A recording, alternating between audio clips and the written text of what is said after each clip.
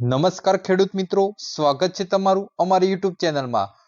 તો ખેડૂત મિત્રો, તમે ફાર્મર રજિસ્ટ્રેશન કરાવી લીધું હોય તો તેનું સ્ટેટસ કઈ રીતે ચેક કરવું કે તમારું ફોર્મ એસ્કેપ થયું છે કે રિજેક્ટ થયું છે કે પછી પેન્ડિંગ છે। તો આ ખેડૂત રજિસ્ટ્રેશનનું ફોર્મ ભર્યા પછી તેનું સ્ટેટસ તમારા મોબાઈલમાં માત્ર 5 મિનિટમાં તમે કઈ રીતે ચેક કરવું તેના વિશે ખેડૂત મિત્રો આજના વિડીયોમાં વાત કરીશું। તો ખેડૂત મિત્રો, વિડીયોને સ્કીપ કર્યા વગર અંત સુધી જોજો અને ચેનલ પર નવો હોય તો ચેનલને સબસ્ક્રાઇબ કરી દેજો। તો ખેડૂત મિત્રો, તમારા મોબાઈલમાં ગૂગલ ક્રોમ ઓપન કરીને અહીંયા એગ્રીસ્ટાક લખવાનું રહેશે।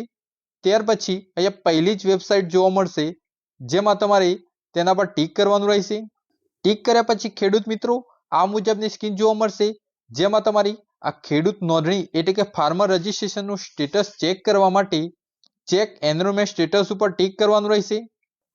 તે ટિક કર્યા પછી ખેડૂત મિત્રો આ મુજબની સ્ક્રીન જોવા મળશે, જેમાં બે ઓપ્શન જોવા મળશે, જેમાં એનરોલમેન્ટ આઈડી અને આધાર કાર્ડ નંબર। જેમાં એનરોલમેન્ટ આઈડી એટલે કે જે તમે ફાર્મર નોંધણી એટલે કે ખેડૂત રજિસ્ટ્રેશન કરાવ્યું છે તેમાં જે સ્લીપ ઉપર જે એનરોલમેન્ટ નંબર ઉપર આઈડી જોવા મળે છે તે આઈડી દ્વારા પણ તમે સ્ટેટસ ચેક કરી શકો છો। અથવા તો આધાર કાર્ડ નંબર એટલે કે જે ખેડૂત મિત્રનું ખેડૂત નોંધણી એટલે કે ફાર્મર રજિસ્ટ્રેશન કરાવ્યું છે તેમનો આધાર કાર્ડ નંબર નાખીને પણ ચેક કરી શકો છો। આધાર કાર્ડ નંબર લખ્યા પછી અહીંયા જે ચેક લખેલું છે તેના પર ટિક કરવાનું રહેશે।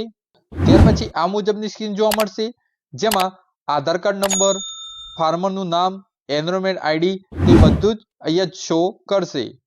ત્યાર પછી ખેડૂત મિત્રો અપ્રુવલ સ્ટેટસ જોવાનું રહેશે, જેમાં પેન્ડિંગ બતાવે છે કે એસ્કેપ બતાવે છે કે પછી રિજેક્ટ બતાવે છે તે તમારે ચેક કરવાનું રહેશે।